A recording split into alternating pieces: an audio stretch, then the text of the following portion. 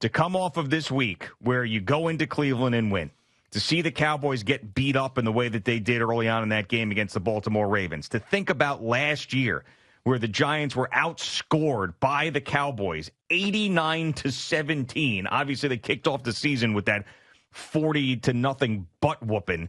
To have them at home on a short week with things just not feeling right in Dallas. Micah Parsons, and Mike McCarthy, and Jerry Jones, and Dak Prescott, and the heat, it's just boiling. It's boiling.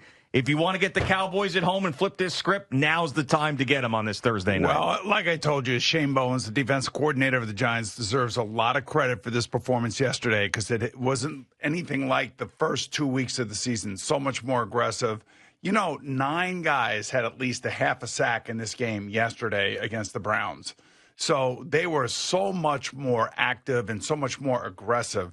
The question is, will they do that to Dak Prescott, who normally treats the Giants like his doormat? I mean, he just puts up huge numbers against them. He owns the Dallas Cowboys. And unfortunately, Daniel Jones, the last time they won was when Andy Dalton was the quarterback. So this is not going to be easy by any stretch of the imagination. And I know that the Dallas Cowboys are coming off of 2 of their worst losses, and both of those losses were at home.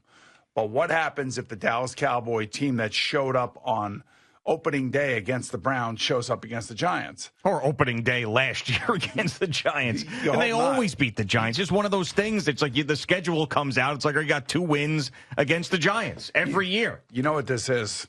This is a get-right game, a measuring stick game. Litmus test? A litmus test game. This is where you find out whether or not your team is going to be competitive enough to actually make a run for the playoffs. If they can play like they did in the first half against the Browns, then this team is for real, I believe. Well, and the Giants are also packing something with them that they haven't had in a very long time, and that's one of the most exciting offensive players that they've had.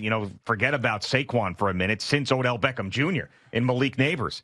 And what he did against the Cleveland Browns was so unbelievably impressive that he's only just getting started. You saw it a little bit against the Commanders. You saw it a lot against the Browns. Maybe this is the Malik Neighbors coming out party on national TV against the Dallas Cowboys, much like Randy Moss was on Thanksgiving against the Dallas Cowboys. Maybe this is his moment. Well, you realize just when you watch Malik Neighbors how much that position now impacts the NFL season.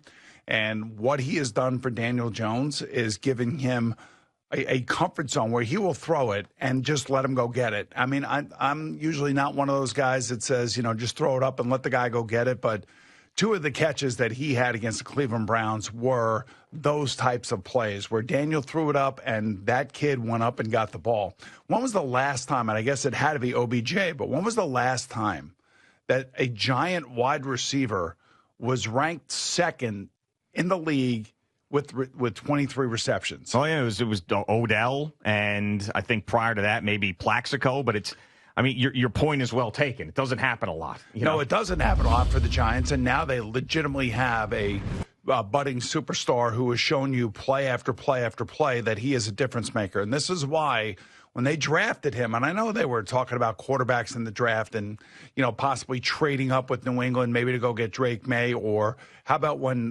Brian Daboll was asked about Jaden Daniels and how much he loved want to trade up Daniels to get him. Yep. So all those things that we saw, and then all of a sudden they end up taking Malik Neighbors with that pick, and that pick is shown out to be the right pick because he has been one of the best players in the NFL the last 2 weeks. Yeah, and we could talk about Daniel Jones and Malik Neighbors and how they're going to have to score points against the Cowboys, but really, if the Giants are going to be successful, they have to recreate what they did on defense again.